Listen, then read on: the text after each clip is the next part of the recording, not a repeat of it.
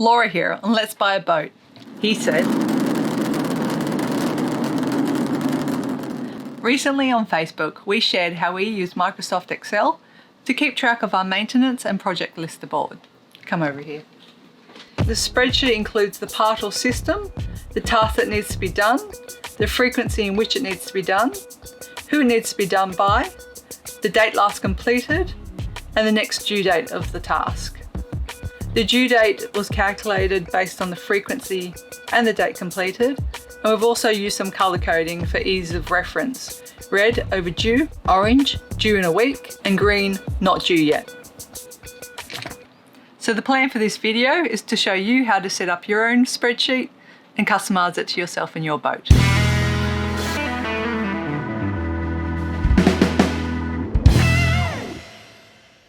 Every cruiser is going to have their own method of how they manage their maintenance, from commercially available software to hard copy logs to writing on scrap bits of paper and throwing it in a hat.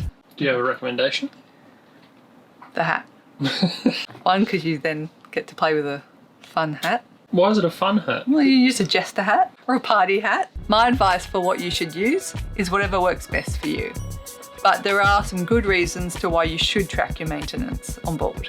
Number 1, the 7 Ps. Prior preparation and planning prevents... Do I say P? Prior preparation and planning prevents poor performance. Boats are in a constant state of accelerated entropy. That's Dustin's way of just saying things on a boat keep breaking. The reason for this is the harshness of the environment. When we're in an isolated location, we really don't want something to break and cut our trip short. Yes, there are other cruisers around, but we don't want to interrupt them either. If we can take care of our own ship, then we don't have to interrupt our adventure and other people's adventure. Prior preparation and planning is prudent. Our second reason for using a spreadsheet like this is effective running of the boat. We have in excess of 130 jobs on our maintenance list, and about 30 of these come up from fortnightly to monthly. So rather than trying to remember everything or just doing things as they come to mind, this helps us get into a better routine. Because there are so many jobs to be done, this allowed Dustin to delegate jobs to me, and it avoids this. Gross. What? When did you last clean this strainer out? What? When did you last clean this strainer out on the aircon? I thought you did that. No, you said you were going to do it. I'm pretty sure you said you were going to do it. There's a dead fish in there. No, I'm not dealing with it. You said you were going to do it. I'm not dealing with it. It's bad. Look. Oh, it's got fish. Get it off. I need to go. Our final reason for having this document is if we ever sell the boat, when we sell the boat. When we sell the boat, it'll be handy for the new owners to have, and we've got a maintenance records for insurance purposes. Now that's all from me, so I'm going to hand over to Dustin to do the Excel component. Bye. What's this shit? I need you to do the Excel part. Yeah, but I don't need this. Just do it. Alright, fine. I'll be working in Microsoft 365. Now all the function and the code should work the same regardless of the version you have. However, if you have an older version, you might find some of the icons or the functions are in a different spot. But other than that, let's dive right in. I'm going to go ahead and rename the worksheet straight away to routine maintenance. And then the first thing we need to do is put in the headings for the columns. Now that you have the column headings all sorted out, it's time to populate the first 4 columns with the various maintenance tasks. The first place to start looking for those will be in the manuals of the components that you have on board. For instance, your main engine manual, your outboard engine, even our water heater has a maintenance section in there. The next place to look is going to be reference manuals like Don Casey's book or Nigel Calder's books. And the final thing to look at is just to take a walk around the boat. I'll show you what I mean. So literally starting at the front of the boat, I write down bowsprit, check guy lines for chafe, and check all anchor points. our deck block, they need to be serviced. Checking the chafe on the bridle, cotter pins on standing rigging, obviously polishing external metals. Just generally checking the hardware around attachments like the crossbeam to the boat itself. So you're just going to go around the boat and start building this list up, going through each item.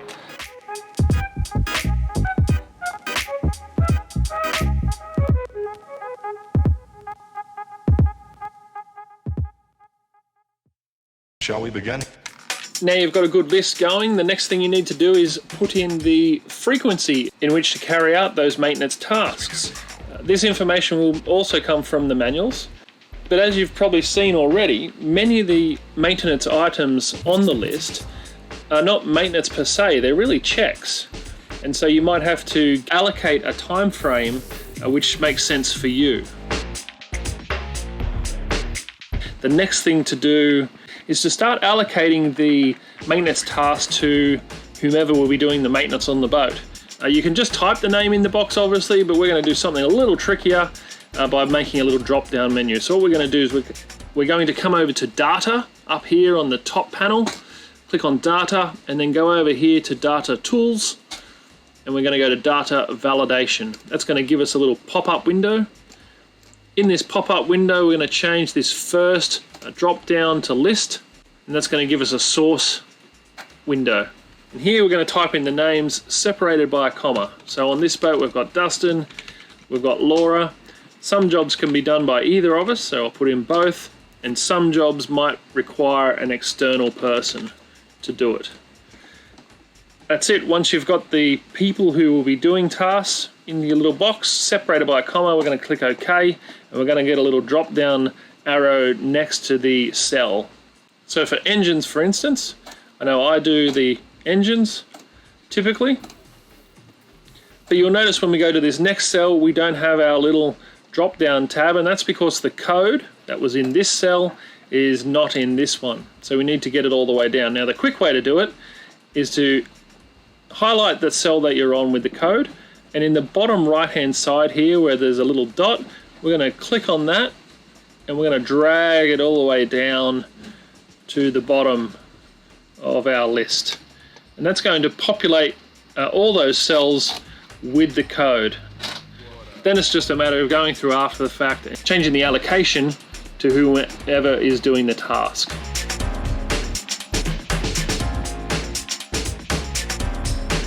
We can make this allocation list a little bit more user-friendly by changing the color of the cells dependent upon the person in the cell. To do that, what we're going to do is go to the home button, come over here to conditional formatting and go to manage rules. So we're going to go with a new rule and we're going to select a rule type, which is the second one here, format only cells that contain. Then we're going to come down to the bottom side, format only cells with specific text. And we'll start with the first one being Dustin and we'll change the color. So we'll go to format, let's go green. I'm going to go OK. Then the last thing we need to do before clicking apply is to change this applies to component.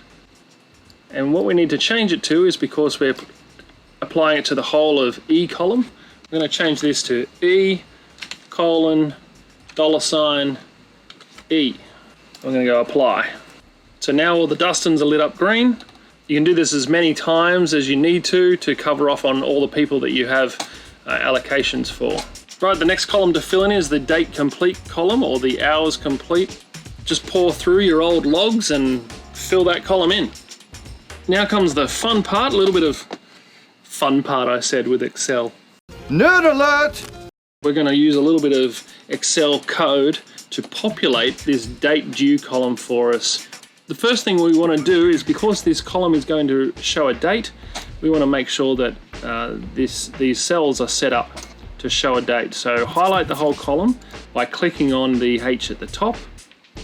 Then we're going to right click just on the cell once it's highlighted and go down to format cells, date, and then just change the date to the format that suits you best. So now we've formatted our cells to an actual date format, and we can put the code into the cell. We start by pressing equals. So this cell is going to equal this cell, plus this number of weeks, and there's 7 days in a week, so times, which is the little star, 7, and bickety bam, we're done.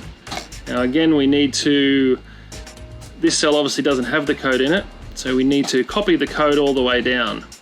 So we've got this little dot here, you can click and drag.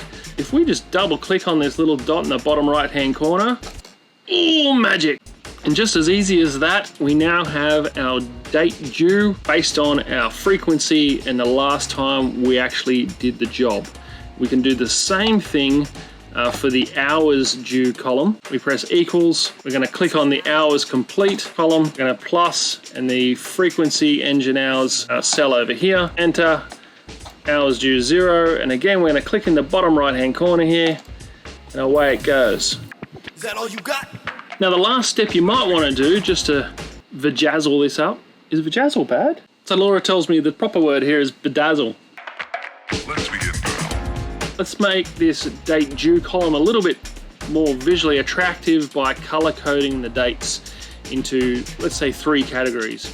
Red for things that are overdue, orange for things that are due within the next week, and green for things that are due after a week away. We're going to do a similar thing to what we did over here with the who column by using conditional formatting. And we're going to come all the way down to the bottom to manage rules. Let's go with a new rule. And the rule type we want to use is this one at the bottom here called use a formula to determine the cells. And that's going to give us this little box here. So we're going to put in a formula, and the formula is going to ask a question which is going to either be true or false. And the question we want to know is this date that the thing is due before today, within the next 7 days, or after 7 days? So let's do the before today one first. So we're going to click equals $H1. So this is going to start at the first cell in this H column. Okay, so H1 minus today. So we're just going to type in the word today and open and close bracket, and that's the function call to use today's date. If that is less than 1, we're going to, if this end up being true, we're going to make it become red. Now we need to change this applies section here in the rule, because at the moment it's only in this H2 cell. So we want to apply it to all cells that are in this H column. So we do this by $H colon $H and apply. Okay, something funky's gone on over here. You'll see that the formula has changed to something weird. I don't know what else Excel's doing. It'll do weird things at times. Let's just take out those first few numbers. So we go back to H1 and apply, and there we're golden. Okay, again, we go conditional formatting. Let's do the one for 7 days time. So equals H1 minus today, open close bracket, less than 7. We're going to make this orange. Okay, and again up here, we're going to change the application to all the H's. Right, so we've got our second rule in, and you'll notice that this 2nd of September 2021 date due has now changed from red to orange, and the reason for that is because both of these rules are true, but the Excel is applying them in the order shown, and because this is the top order, that's why it's being applied over here. All we need to do to fix that is just take this rule and just put it beneath the red one. Apply. Let's go ahead and apply the last rule. New rule, minus today, open and close bracket, and we're going to put here it's greater than 6. Let's change this one to green. So this is going to say anything that's more than a week away, we're going to make it green. Again, we're going to change what cells it's applied to. We've gone crazy over here again. We need to fix that. See, they thought everyone buys a boat thinking it's just all about laying on beaches. This is the magic right here.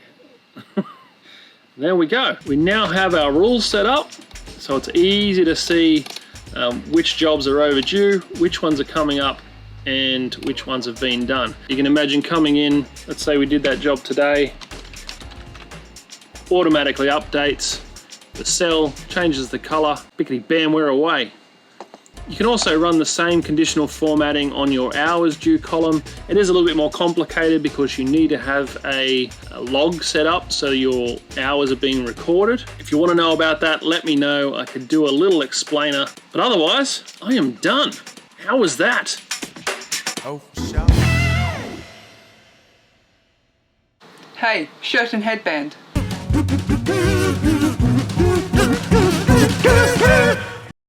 Okay, one last thing before I sign off. What we've shown you is how we schedule our routine maintenance. And this is just one spreadsheet in our logbook.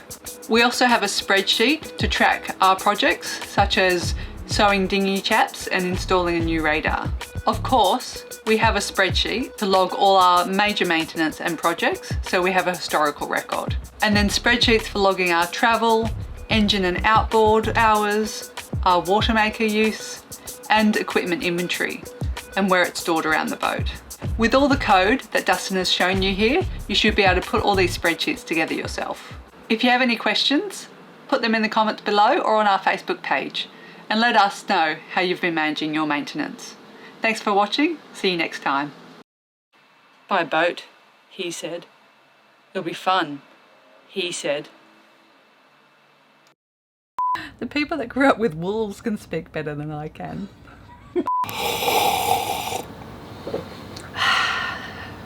Prior preparation and planning prevents poor performance. I like how you looked away when you said it. Like, you're such an innocent person, you can't say the swear I never word. swear.